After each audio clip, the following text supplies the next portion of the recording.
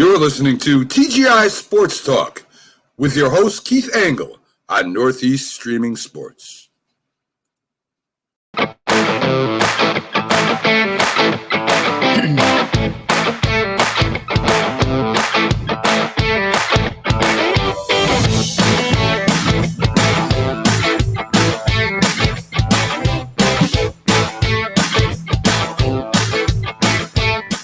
Good morning, everybody. Keith Engel for TGI Sports Talk. How are you today? It is Friday, January 29th, the end of another month.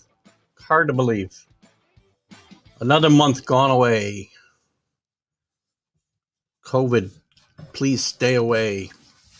Very cold here in East Greenbush, New York. We're broadcasting live from East Greenbush, the first and only live streaming webcast here, sports webcast from East Greenbush, New York. A little cold here today. I don't know where you're at, but it's 5 here and the wind chill's in the teens and not going to get much better all day. A little warmer tomorrow, but I welcome all of those of you in. I'll remind all the groups that I share this to today. You'll have some relevant content. My guest today, I'm still waiting on my guest today, Tom Keegan. Tom's a sports writer, has been with the Boston Herald, the New York Post, the Daily Standard, or not the Daily Standard, but the Baltimore Sun, Daily Southtown in Chicago. Also been on ESPN Radio in New York. And he worked for the Orange County Register and was covered the Dodgers. So we're going to talk to Tom today about Tommy Lasorda was our original topic when we booked this time. And since then, we've had a lot of passings. I think 11 Hall of Famers have passed in the last year. We're going to talk about Tommy, Hank Aaron, and probably Dick Allen today a bit. Hopefully, Tom makes it in here. I would like to thank my guest last week, Ed Lynch. We had a great response from you Met fans and Cub fans to Ed's appearance. So thank you for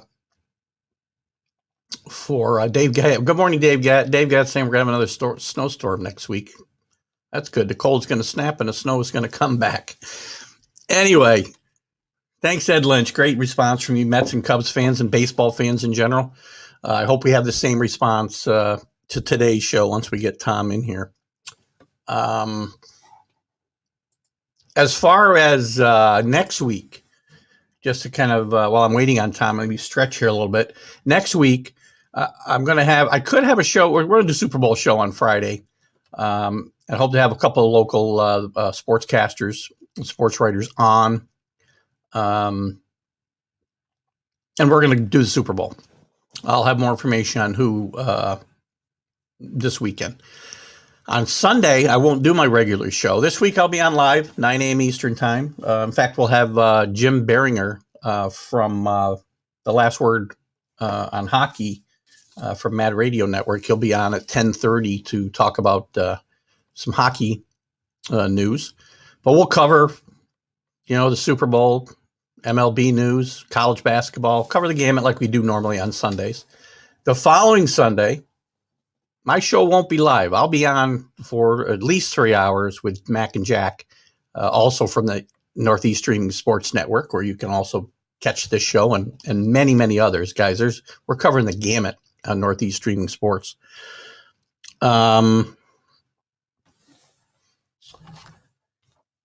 So I will broadcast that show live as well on the TGI Sports Talk page. Sorry, just messaging Tom again. So we're going to have a lot of coverage of the Super Bowl next week. And then on the 12th, I'll have Doug DeCinces will be my guest on Friday. And then going forward, we'll see where we're at. So again, today we want to talk about the passings of some of these legends recently. Gosh, it's been really sad, the number of guys that have passed away recently. Tom Seaver, near and dear to many of my Met fans' hearts. Obviously, Henry Aaron recently, Don Sutton recently, Phil Niekro, Lou Brock, Al Kaline, Dick Allen, Tommy Lasorda. The list goes on and on. I did a vlog about this here last week.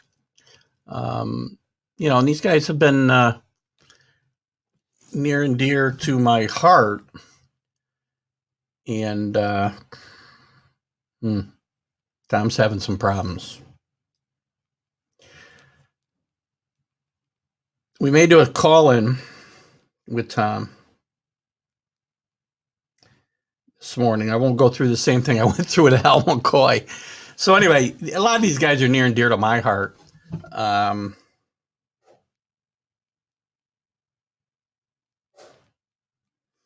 Because of the era that I grew up in, loved watching these guys play baseball, and it's very, very.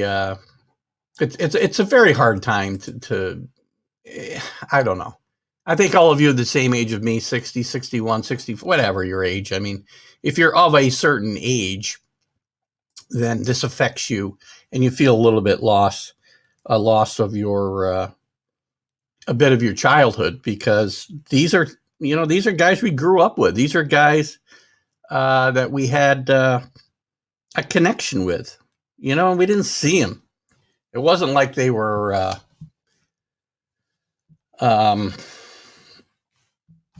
it isn't like we saw them every night in, night out on Sports Center and everything else going on. We saw them in all-star games, a lot of these guys. If they were in our local market, well, here in upstate New York, we still only got a handful of Yankee games as a Yankee fan, and Met games. We didn't have cable. We didn't have the New York stations until, up my late teens, probably. So we saw these guys in all-star games, a game of the week. And that was a treat. And they were mythic figures in a way, because we didn't see them, I think, the same way we do the ball players today. So it was important to me to want to key on these. Again, I had Tom on, scheduled Tom,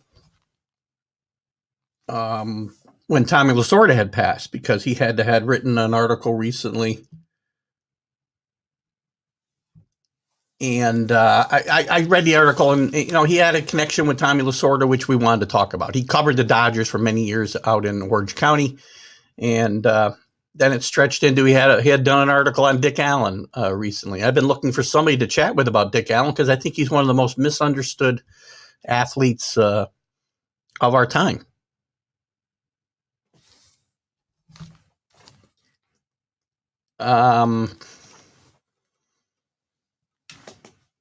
So again, I think Dick Allen belongs in the Hall of Fame. Obviously, Henry Aaron and Tommy Lasorda.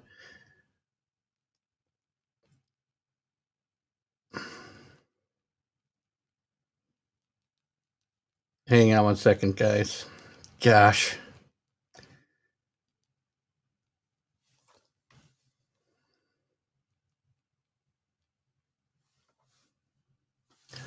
Talking and typing at the same time is not easy. Yeah, Tom's having some technical difficulties getting in. We're probably going to have a phone call like we did with Hal McCoy a few weeks ago, unfortunately, but that's fine.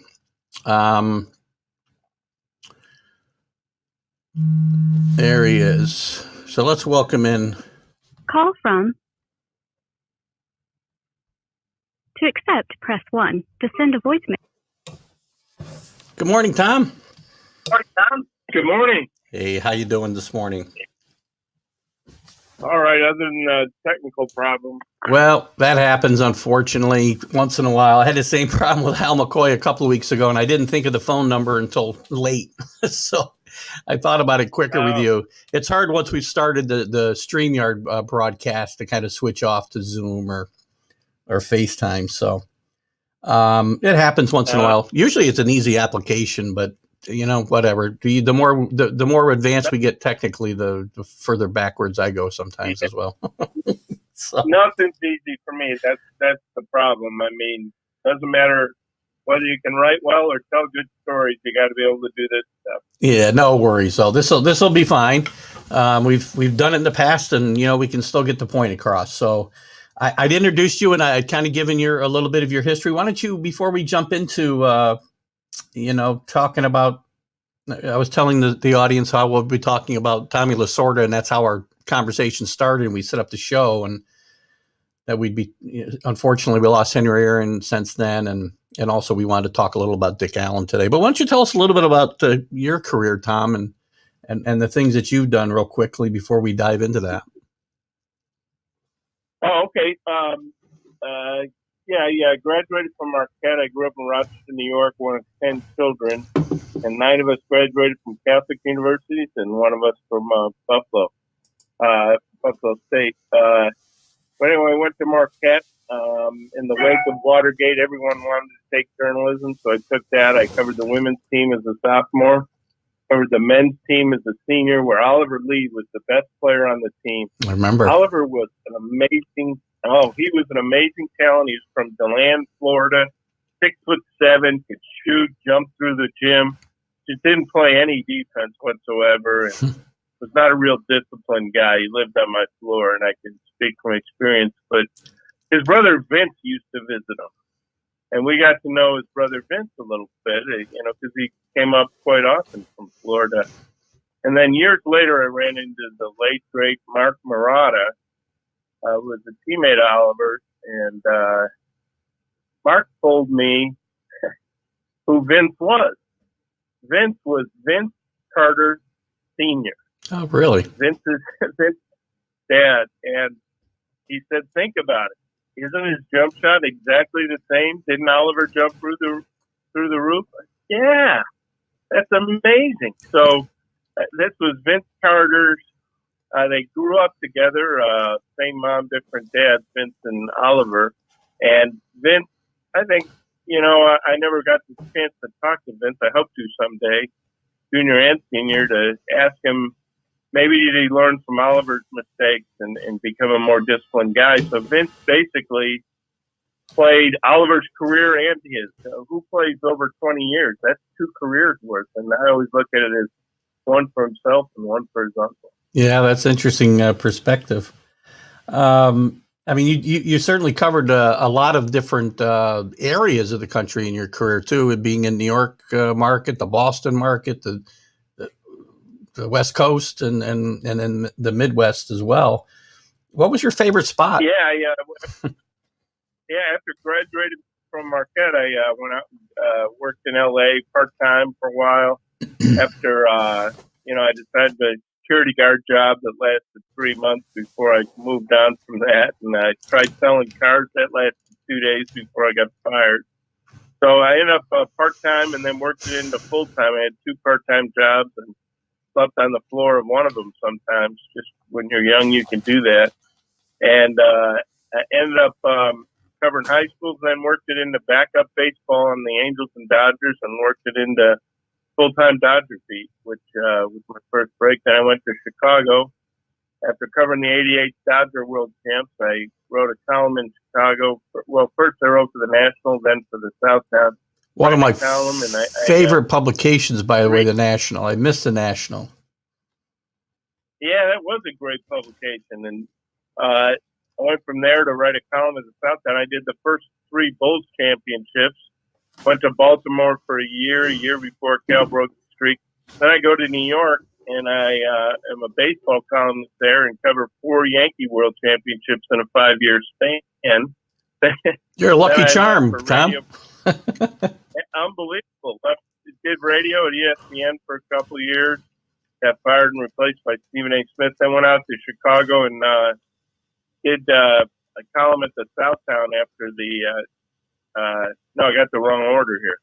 So then I went to Kansas after New York and covered a national champion basketball team and the best football team ever, 12-1 with the Orange Bowl. So I was a lucky charm. I got to tell you, I go to New England and I covered their 6th.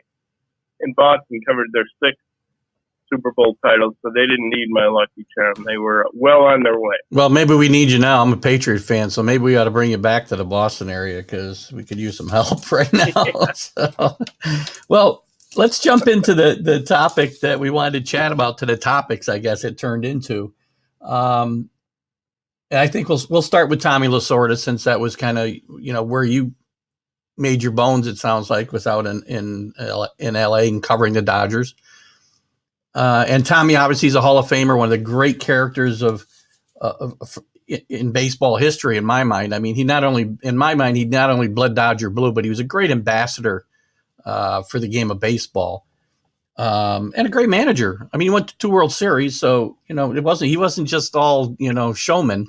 So, tell us a little bit about your recollections of Tommy Lasorda. And I think there was somebody you wanted me to. I can't remember the name. You said make sure I ask about Tommy meets so and so, but let's not forget that. Yeah, I remember. But I'm glad you put it that way. That he's a great ambassador first, and then a great manager, because the fact that he was such a great manager, such a ham, so much the face of baseball, really, that was his top layer, and really that overhead guy he was. He was really, really good at working with young players in spring training who weren't anywhere near the majors, and pumping their confidence up, but instructing them as well. Yeah. From all this, everything you learned, he remembered. And he was a great baseball guy, could really tell a prospect from a non-prospect until he got to know them personally. And then he was kind of influenced by whether he liked their personalities or not, but really had a great eye. And I maintain the greatest manager ever, because he had 9 rookies of the year. And what sport is more about insecurity than a sport where you can get to the Hall of Fame if you succeed 3 times out of 10? He purged their insecurity. Doesn't matter if his delivery was corny, it worked.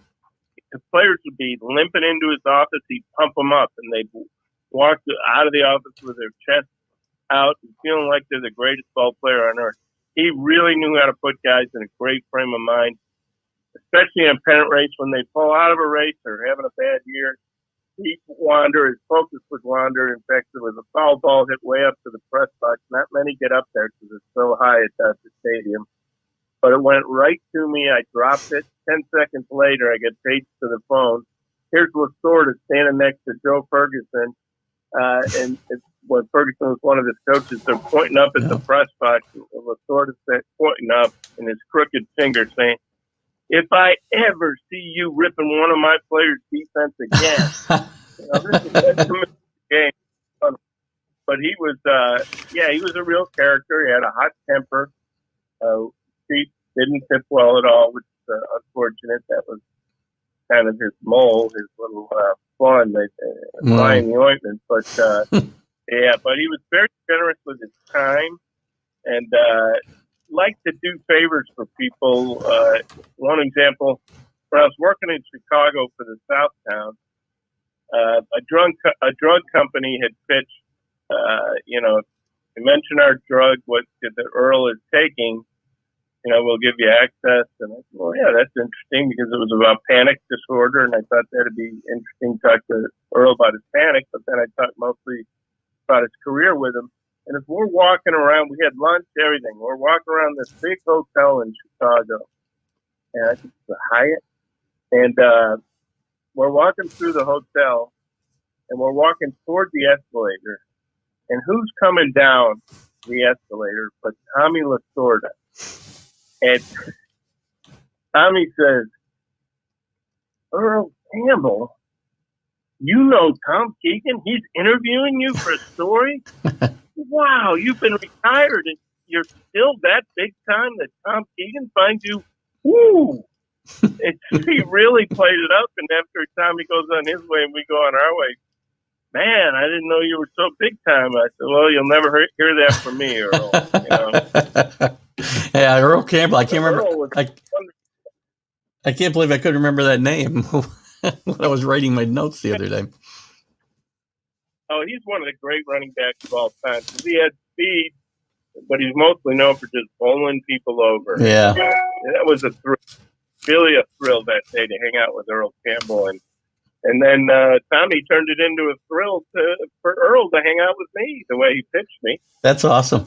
Listen, you talked about Tommy, developing players.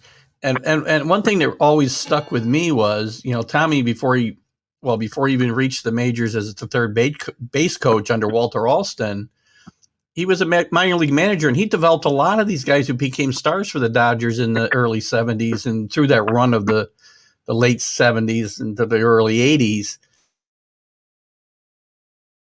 I mean, the longest in major, I think, still it's got to be longer than any other collection of players, Say and Russell and Lopes and Garvey. He really developed those guys in the minor leagues, right?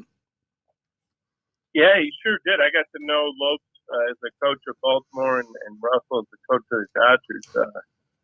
Great guy. Yeah, he did. He worked with him, and he worked in the majors with young players, too. He just pump up their confidence. I mean, 9 rookies of the year.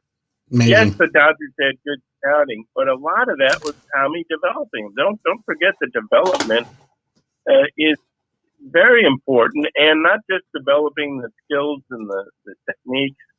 It's developing the mind. Baseball is such a mental game, and I really think that Tommy is very, very underrated for that. Very underrated.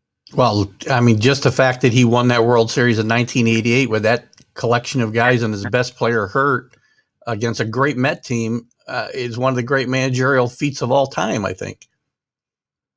Yeah, a great Mets team to get to the World Series, and a great A's team with Kirk Gibson having one at bat the entire time, Mickey Hatcher batting third, and they had a great pitching staff. It was, that was really one of the great feats. But that's Tommy pumping them up, and Bob Costas hits an assist there because they're in the clubhouse, and Bob Costas was making fun of the lineup, and Tommy really went to town with that. I believe it was Costas, and he fired them up that way, and they went out of there. You don't think of baseball as an emotional sport as much as football, but Tommy was able to figure out a way to do that, and it made them emotional in a way that sharpened their focus, got their adrenaline going, and I think adrenaline helps athletes sharpen their focus. And again, Tommy did that better than any manager I ever saw. Yeah, and I think that's missing in the game today with all the analytics, and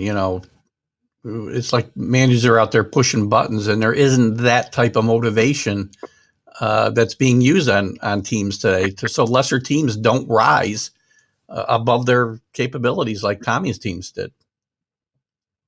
Great point, because why would the players, and this is what general managers miss, why would the players have the same amount of respect for today's managers as they did before? Players aren't stupid. They know who's making the lineup card out. Right. I mean, Dave Roberts is a fine baseball guy, but there's a limit to how much he can do when he shows up to work at 2 p.m. and the lineup card is already filled out by a bunch of guys, some of whom never played baseball. I mean, the baseball is upside down right now. Yeah. And part of the result is that it's not as good on the field as it used to be, not even close in my mind. Yeah, and it kind of stands out. To me, it's been, put a bit under the microscope, the last 12 months with, in my mind anyway, with all these great players from the era that I grew up and you grew up, Tom. I think we talked about the other day, we're pretty much the same age. Or very close, but we grew up watching the same guys, and we're losing a lot of them today from the time where we watched the game we just mentioned being played a lot differently. The Tom Seavers, the Dick Allens, the Henry Aarons just recently. And I think it really shines a light on the difference between the game today and as we start to remember how it was played then. Yeah, and that truly was the golden era of baseball. Because you can't say the golden era was before Jackie Robinson broke the Cutler line, because you had a large percentage of the best players in the world playing in a separate league. And so you have to look at the integrated period of baseball to even consider. And when Hank Aaron and Willie Mays were playing, it was 17, 18% black players, and now it's 7 or 8%. So, would Hank Aaron be a running back today for Alabama, and would his quarterback be Willie Mays? I mean, those are fair questions. So that was really the golden era, and to think you lose Lasorda, who's in as a manager, you lose Don Sutton, then you lose Dick Allen, and then Don Sutton, and then Hank Aaron. My gosh, Phil Niekro started that run off too. Yeah, I think 11 or 12 Hall of Famers have passed in the last 12 months. So I guess it's part of the age we're reaching that this is happening, but it's still kind of sad. Still a record. Yeah, I did a vlog on it last week that these guys, it's part of your childhood, and you lose a little piece of yourself. At least I seem to feel like I do every time one of these guys passes. Well, and I think a large part of that feeling, like the first time you lose a sibling, you really get this feeling. A large part of it is you start to smell your own mortality right around the corner. That kind of, you don't think about it, you don't stop and think about it that way, but that's sort of a cloud that hovers. Maybe I'm too dark a guy, but that's part of it. No, it's only natural to think that way, right? I mean, I plan to live till I'm 120, but I don't know if that plan's going to work out. And plus, the downside of that means I'm going to have to work until I'm about 100. So I don't know if that's such a great plan. Yeah. No, not with technology going the way it is. Right. Back to Lasorda for a second anyway, before we wrap him up. I mean, could Tommy manage today? Tommy, he could do it because he would do it his way. Frank Sinatra was a friend of his. I think they might have had a falling out late in Frank's life, but he'd do it my way. Mm-hmm. And then as soon as the general manager decides he can't do it his way, he'd fire him. And that's how that would end.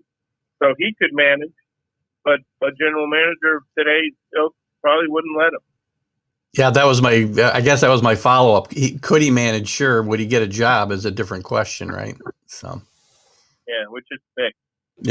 It is kind of sad. Listen, there's a local connection here. I'm in upstate New York, as I mentioned to you. I live in East Greenwich, which is a suburb of Albany.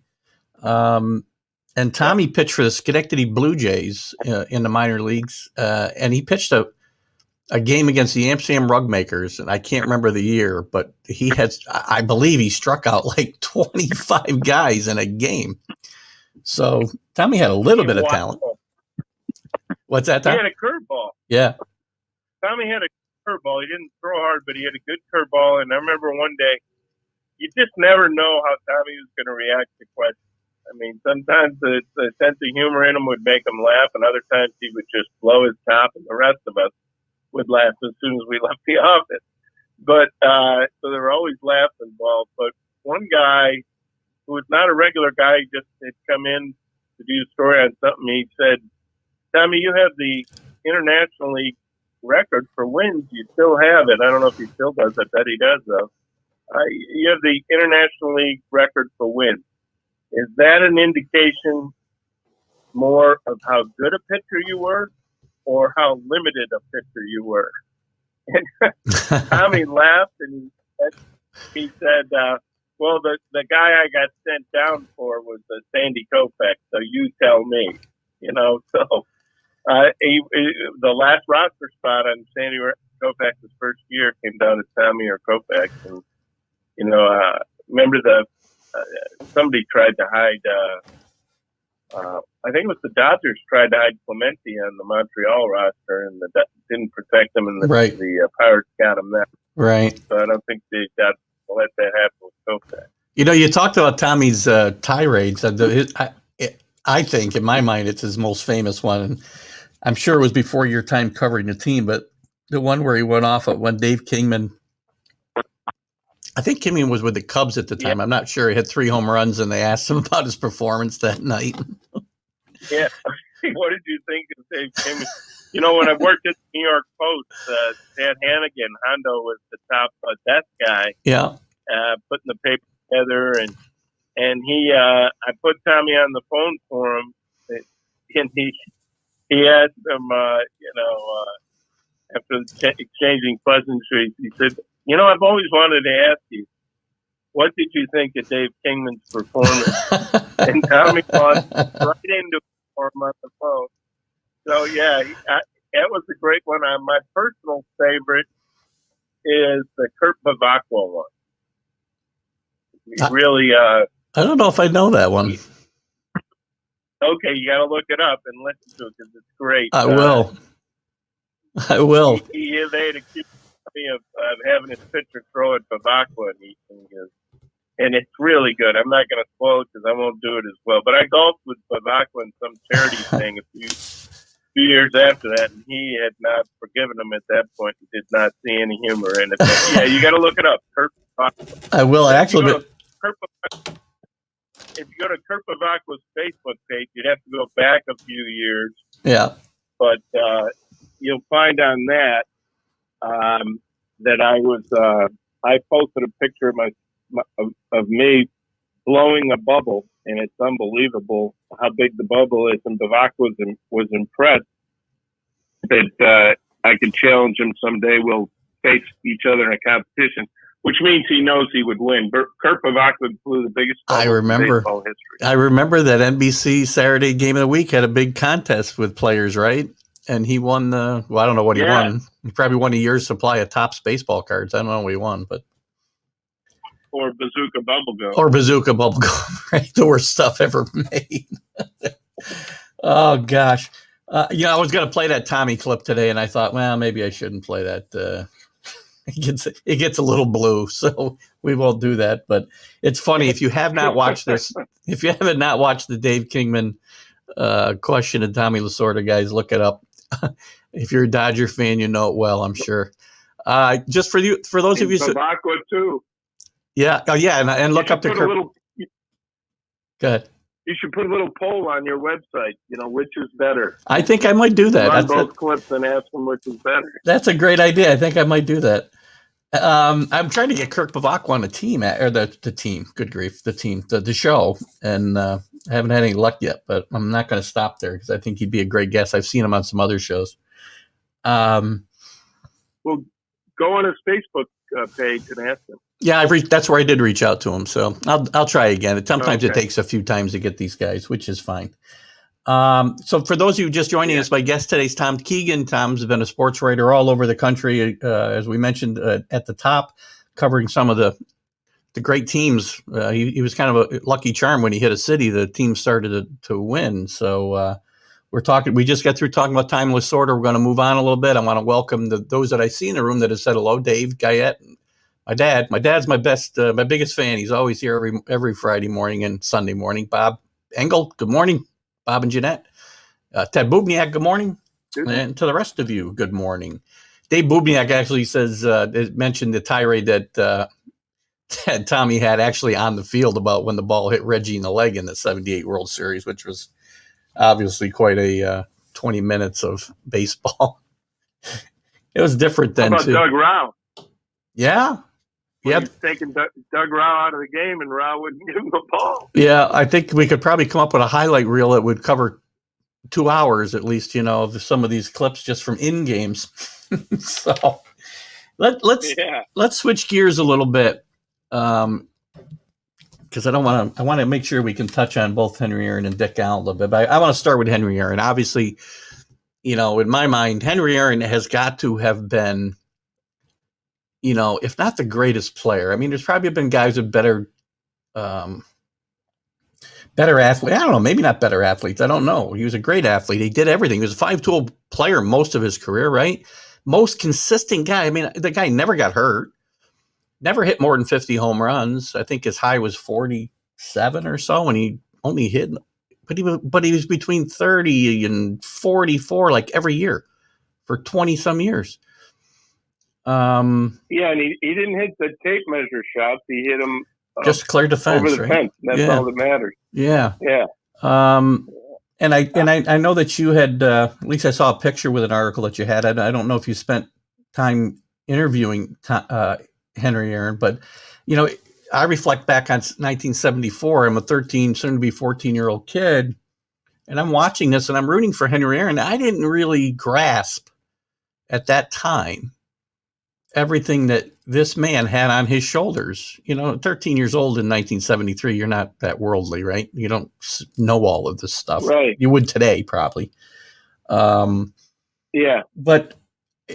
what he went through, just the perseverance to be able to withstand that pressure, the racism, the death threats, everything else, and still perform at a high level is amazing to me, even more today than it was obviously then. Well, it is amazing, and it's amazing to us because we're mere mortals. Yeah. Hank Aaron was a strong man, every description of the word strong. And he was a good guy. Yeah. And that 20 minutes I spent just watching Bob Wolf and Hank Aaron talk and Bob said, "Here, I'll take a picture of you." They go, "Oh, you don't have to do that, Mr. Aaron." Oh, it's no problem. Not a bother at all. So, yeah, he was definitely a humble man. I thought that was a better setting to read him than to interview him, because he was with his old friend Bob Wolf, the columnist who covered him when he broke into the big leagues in Milwaukee. And, and I think part of the reason Aaron maybe is one of the underrated all-time greats is because he played at the exact same time in the same league as Willie Mays. And Willie was a more spectacular outfielder than Hank Aaron. Willie was even faster than Hank Aaron. Hank Aaron's speed was underrated, especially for guys our age, because we didn't see him in his youngest years. Right. But to me, because Willie Mays had an even stronger arm, even better outfielder, he played center, Hank played the corner. I think Willie is considered the better all-around player. And Willie was a phenomenal hitter, but Hank was an even better hitter. And Willie lost some time there. It's never talked about because it wasn't as much time as the Ted Williams. But Willie lost some time in the military. Early 50s, right? Very, very early, yeah. So, he wouldn't have had Hank's home run record, but he'd have even more than he had. So, but that's what a great era. I mean, those two and Clemente are the starting outfield for the National League All-Stars. Give me a break. All right. It's funny. You watch, and again, I think part of it's, again, the immediacy of everything that we have access to, the fact that we can see these guys on TV every day. If it's not playing a game, it's on Sports Center. I mean, All-Star games, I talked about this in my vlog too. When I was a kid, All-Star games were so cool because I didn't get to see, like you mentioned, the really great players of the game you didn't see week in and week out and day out. So it was awesome to see those, and it doesn't feel the same watching these games today. I mean, they're great players, but they're certainly different kind of players because it's all about home runs and strikeouts today, right? So. Yeah, I think a big part of that, you're right, is that there was only one game a week. The NBC game of the week was Kurt Gowdy, and I thought his best partner was Pee Wee Reese. He was terrific. I don't remember Pee Wee Reese. We only saw him once. Yeah, that was when we were very young. Yeah, he was. It was so cool to see that NBC game of the week, and then to see the All-Star game. I mean, for a while, I really hated Pete Rose for bowling into Ray Fosse in that All-Star game. Yeah. You know what that rule, I think, juiced the All-Star game for me. It's still not going to ever be like what it was when you were a kid, but and I thought it was kind of silly when they put it in, but I liked it when they went to the whoever wins the All-Star game gets the home field advantage in the World Series. I thought that was cool. Yeah, they did that when after the year they ran out of players and couldn't finish the game, I think, right? Right. I was there in Milwaukee. Yeah. Commissioner Bud Selig's hometown. Yeah, that was an embarrassment for baseball in a way, just, again, I don't think, and part of it is my age and my cynicism, I guess, is worse than it was when I was a kid. It just, none of these things feel the same. I guess it's my, get off my lawn syndrome I'm running into here. You know what? I think part of it is to get the trophy. Like Torrey wanted to make sure everyone got in the game. Yeah. No, manage it to win. Yeah, I agree. I mean, and even in that, I would have a AAA player from each league. So an affiliate of an American League team, an affiliate of a National League team, has to have a minimum of, let's say, 6 years in AAA service and has never pitched in the big leagues. And each year you pick one designated extra inning guy, where if it goes into a ridiculous length and you run out of pitchers, you have a AAA starting pitcher. It's a great honor to him. Yeah. whoever's having the best year among guys with 6 years AAA experience who's never pitched in the big leagues, they're there. They get to experience the all-star experience. And what a great story that'd be for each of those guys each year. What a great thrill for those guys. That would be a really neat thing to do. Yeah, that's a great idea, Tom. You got to maybe you should have been Major League Baseball commissioner, and maybe that should be your next life. You make too much sense. You make too much sense. You can't do that job. You know, there was actually a guy. What gave me the idea was the Texas Rangers used to have a minor league guy who would go to the. He was like the designated guy to go on this road in spring training in case they ran out of pitchers. And that guy, during his career, and I don't think he ever went to the majors. His last name was Casey. During his career, he and his wife welcomed a baby into the world. It was a baby boy. Guess what they named him? I'm not sure. Last name Casey. Oh, really? Justin Casey. That's too funny. Isn't that great? That's an awesome name. Absolutely. I mean, you hockey could call it the Justin Casey. Name it after him, that extra guy in the All-Star roster. Yeah, I think it would make it makes perfect sense. Listen, when you had the third goalie in hockey. Well, I was just going to mention that too. Actually, I was going to go back to Aaron there, but I was going to mention that they do it during regular season games. They've got a designated emergency goalie, right? Right. Yeah. Hasn't come into play too many times. Guy who plays in rec league. Yeah, I don't remember if it happened. I don't think it was last year, but 2 years ago, I think it came into play for in one of the games. If I remember correctly. Blackhawks. Yeah. I believe it was the Blackhawks. Yeah. Yeah, wasn't he those guys? It's a guy who's played in college and then plays in a rec league, and he has to show up at the game. In fact, they have a rotation of them, but I think he shows up at the game in case the first two goalies get hurt. And it actually came into play once, and the guy, I believe, won the game. I did. Yeah, that was the big story. Circling back to Hank Aaron before we move on to Dick Allen, because I do want to talk a little bit about Dick Allen before we go, because it's I have some interesting thoughts on Dick Allen. I want to get your thoughts.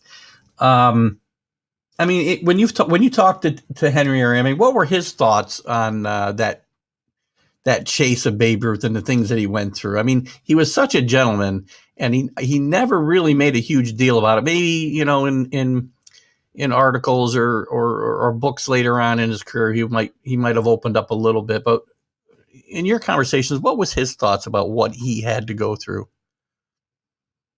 Actually, I just listened to him and Bob talk to each other and reminisce, and he made sure I was included, but it wasn't an interview, so I didn't ask him about that. Okay. But later in life, he did open up about it, and what he said that his message he wanted out there is that we have a long way to go as a society in terms of racism. Yeah.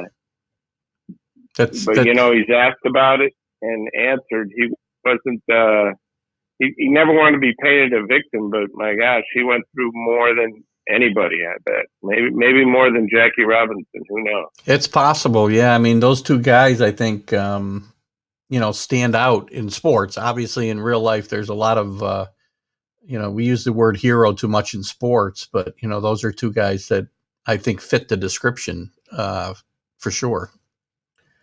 Yeah. And we don't have those types of guys anymore, So let's move on to Dick Allen. Dick Allen, to me, is one of the most egregious Hall of Fame snubs. I mean, never got close. I don't think he's got more than he never topped 20% of the vote. He had a great career. He's a Rookie of the Year, MVP, finishing the top 10 of the MVP 3 or 4 times. It feels like just a misunderstood person whose career is kind of forgotten in a way. Yeah, he led the league in 15 different offensive categories. Yeah. That's incredible when you think about it. Another guy with underrated speed. he had outrageous triples total, which tells you how hard he hit the ball and how fast he was. And if you look at his career, I wrote a column on it.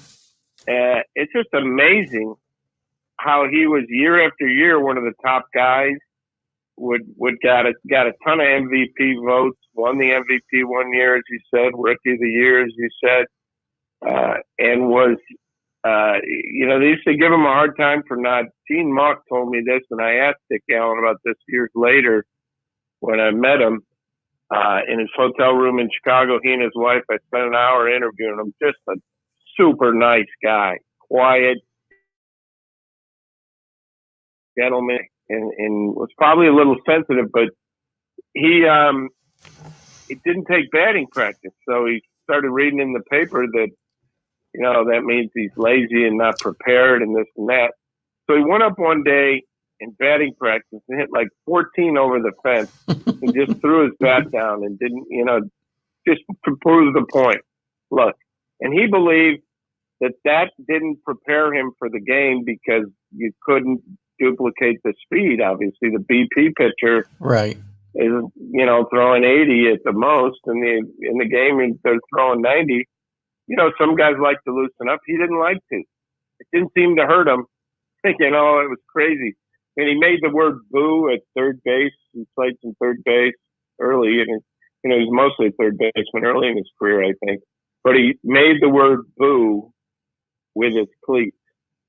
And everyone made a big deal about that because of he's sticking it to the Boo Birds in Philadelphia. Yeah, but he definitely. Just look at his numbers. I mean, this guy's numbers were outrageous. He did have a love-hate relationship with the fans in Philadelphia, and he didn't always get along with his teammates, which I think ended up kind of contributing to why he wanted to get out of town.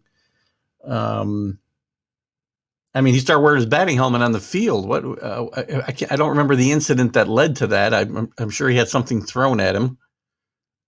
Probably pennies maybe or something. Yeah. So, I almost feel like there was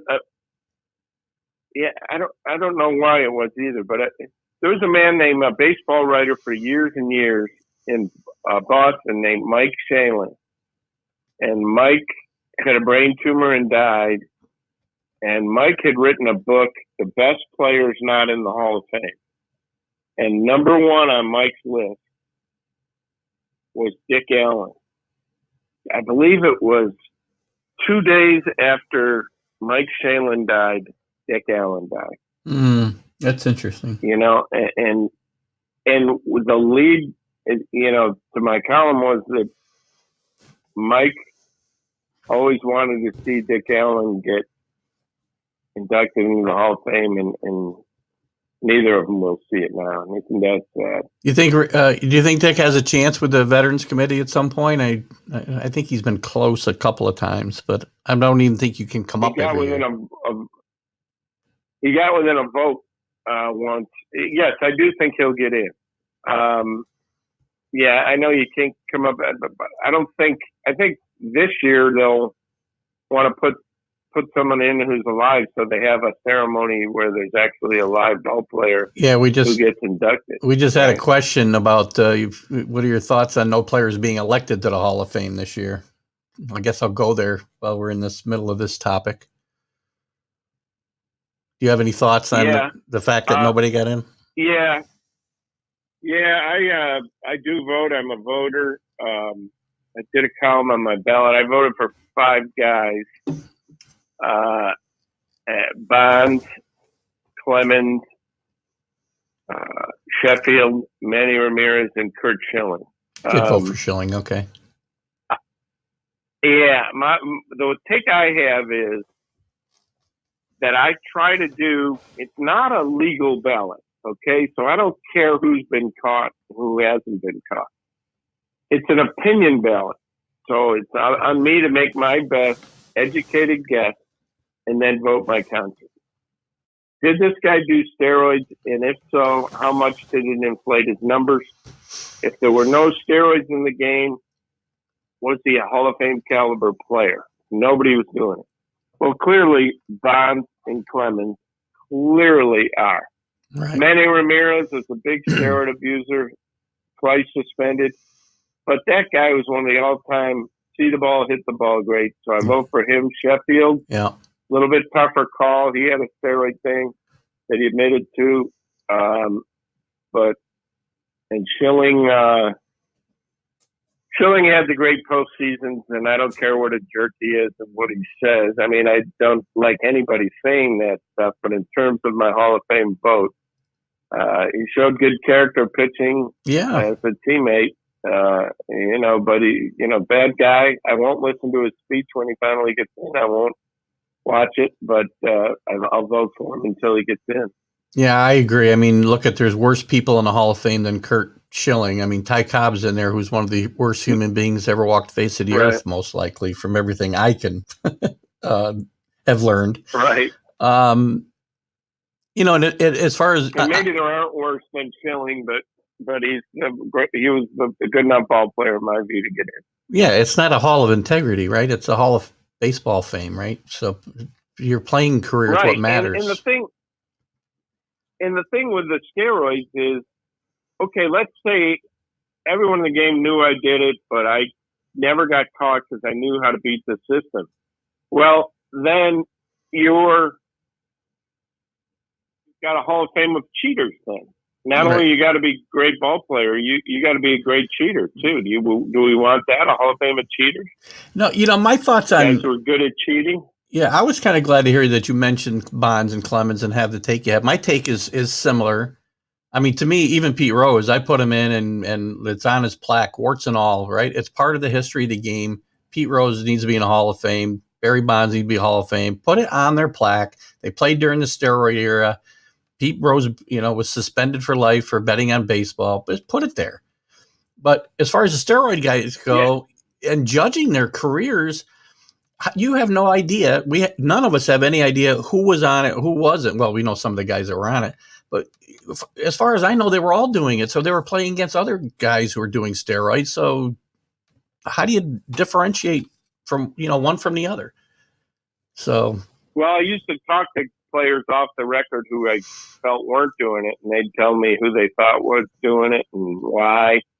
So I had a little inside knowledge in terms of that, and I played that in, but I tell you what, the steroid era, I don't buy that phrase, because today they do it in a sophisticated way where the testosterone only stays in your body X amount of hours. So if you know what time you're going to the ballpark, you do it after the game, you shoot up the steroids. So by the time you get to the testosterone, by the time you get to the ballpark the next day, even if they test you right off the bat, you're going to pass because it only takes X amount of hours to go through your system, 12 hours or whatever. Well, they seem to be smart enough too not to do things that make their hat size grow like 5 times what it should be in a year, so it doesn't stand out so much. Right?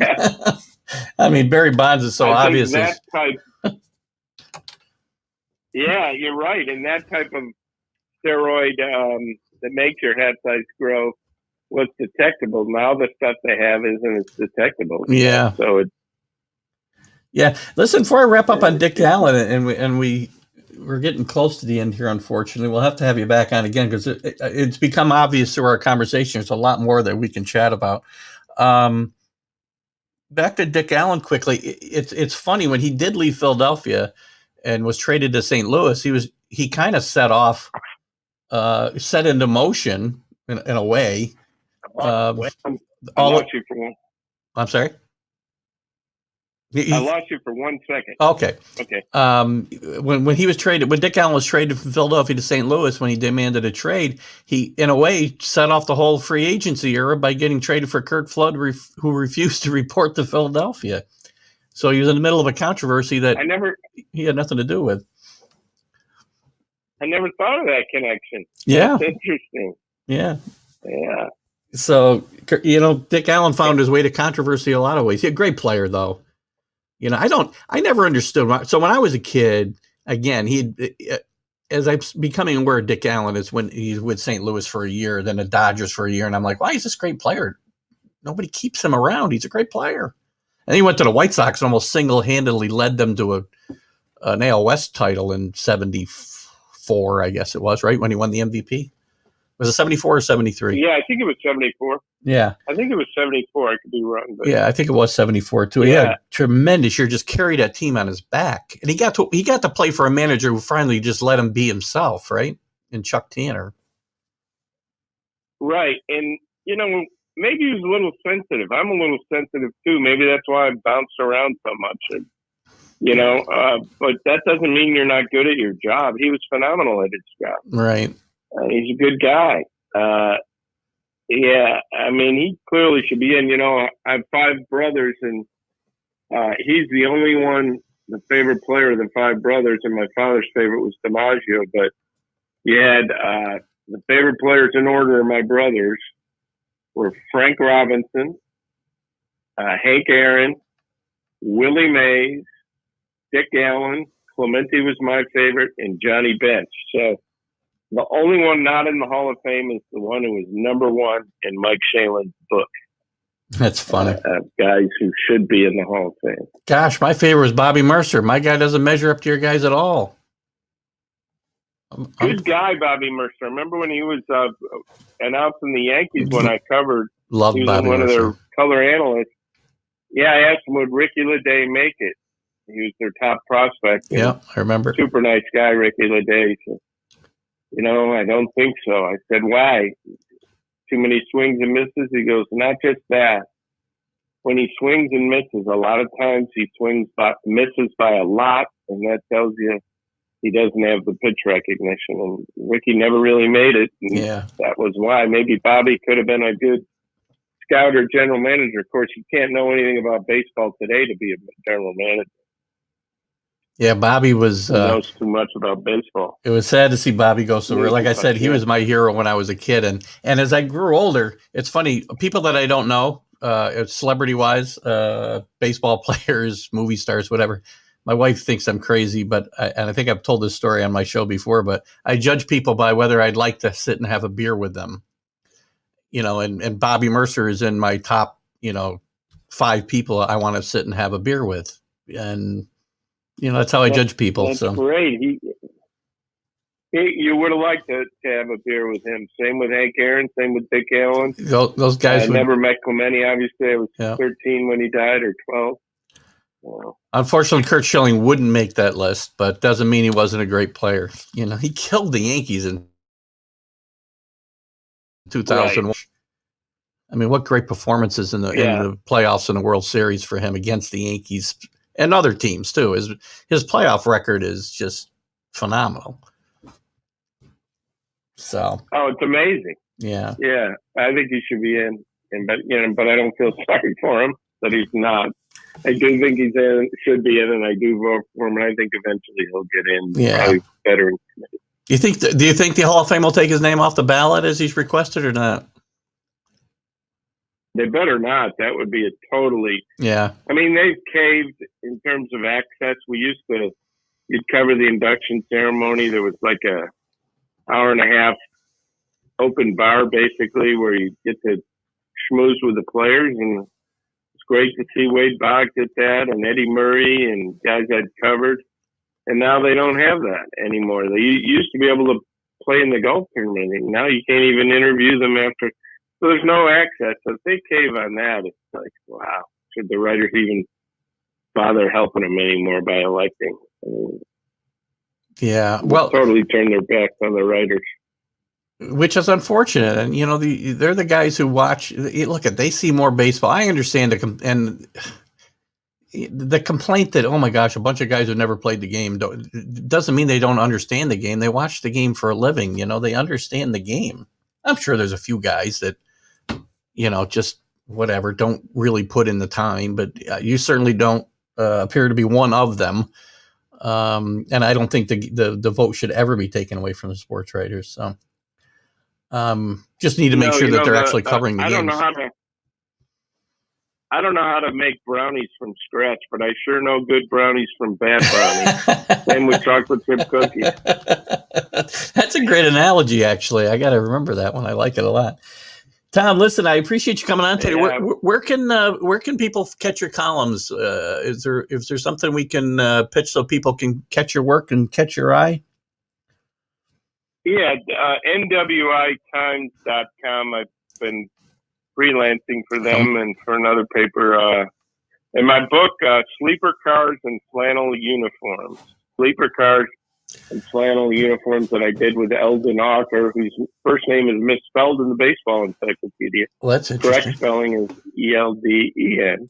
But that's, I think, the best of my 3 books that I've written. I'm glad you brought that up. I feel bad I didn't. I had it written down to bring up, and I missed that when I was trying to get you in the show. So you do have some books. Are they available on Amazon, by the way, and on Kindle or not? Yes. Okay, great. I got to check them out. Notes on Amazon. Yeah, there was also another book. I know you wrote a book about Ernie Harwell, which I'm interested in. Ernie Harwell was one of the great announcers in baseball history, and I definitely want to check that out too as well. Yeah.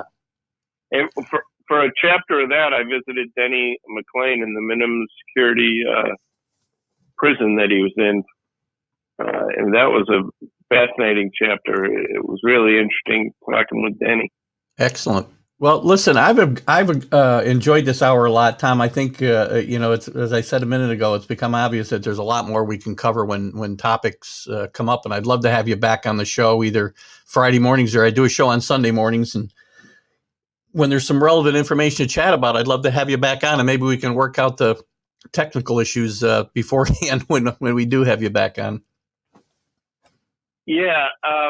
My son will be here before the next time I come on, and he'll figure it out. That'd be great. Well, listen, I appreciate this. I mean, again, this is kind of a little more old school, and it's still fine. It works out fine. We got the information across, and you've given us some great information about some of the great characters in the game, some of the great people who play the game, and we're going to talk more about it as we go through time. So thank you for your time today, and you have a great... Thanks. Go ahead. Thanks for having me, and I maybe I did that on purpose because I want to lose weight before your audience gets to see me. Don't worry. Next to me, you probably look fine, so don't worry about that. So we'll work that out, and I'll be sharing this to your page if that's okay later on, and your fans and hopefully other people will catch it. That'd be great. I appreciate it. All right. Thanks for coming on today, Tom. Have a great weekend. Thanks. All right. Bye-bye. Bye. So, guys, that was my guest, Mr. I'm trying to turn the phone off here. There we go. He hung up. Excellent. Tom Keegan. Tom, again, writer for the Boston Post, or I'm sorry, the Boston Herald, Boston Post, New York Post, all over the country. Orange County Register, covered some of the greats of the game. We touched on just 3 of them today, and Tommy Lasorda, Henry Aaron, and Dick Allen. We jumped around, talked about some of the other topics that kind of surround it regarding the Hall of Fame and the recent election. So I hope those of you that see this will comment, post your comments. If you disagree with anything we said, that's fine too. You don't have to agree with everything that comes off here. I want to thank all of those who have watched the show live today. We'll be on Sunday morning at 9 a.m. Eastern time.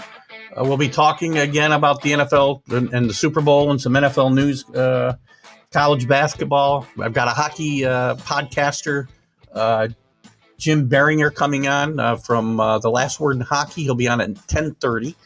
We'll talk some hockey for the first time this season. And next week, we're working on a Super Bowl show. So whether I have guests or not is up in the air. I'll let you know this weekend.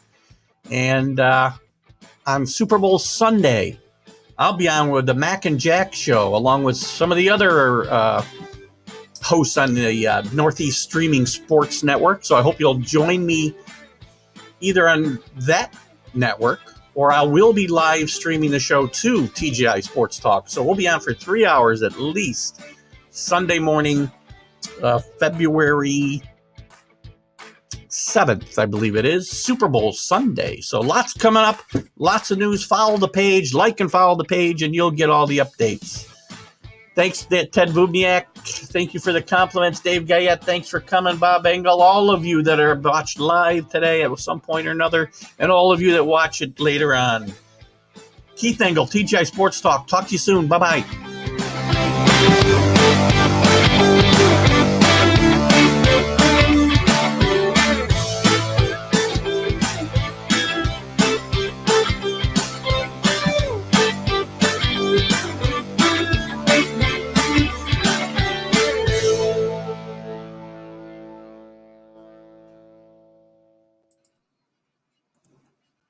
You're listening to TGI Sports Talk with your host, Keith Engel, on Northeast Streaming Sports.